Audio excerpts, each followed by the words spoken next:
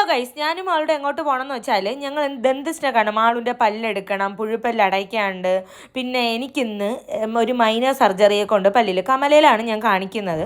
So അവിടെ പോയി guys. ആദ്യത്തെ പരിപാടി എന്ന് പറഞ്ഞാൽ എൻ്റെ പരിപാടി എനിക്ക് ടാഡ് ഇടുക എന്നുള്ളതാണ്. സോ അങ്ങനെ ടാഡിട്ടു ഗൈസ്. ആഹാ, സൂപ്പറായിരുന്നു ഗൈസ്. കണ്ടോ മറ്റേ പൊക്കിളിലൊക്കെ കുത്തുന്ന കണക്ക് മോണയിൽ 2 കുത്ത് ടാഡിട്ടു. അതിനുശേഷം നെക്സ്റ്റ് പരിപാടി എന്ന് പറയണത് എനിക്ക് വേറൊരു സർജറി ഉണ്ട്. മാളുവിന് പല്ലെടുക്കാൻ പോയപ്പോൾ മാളുവിൻ്റെ BP എല്ലാം കൂടെ കുറഞ്ഞ് പേടിച്ചിട്ടാണെന്ന് തോന്നുന്നു. അങ്ങനെ അത് ക്യാൻസലായി.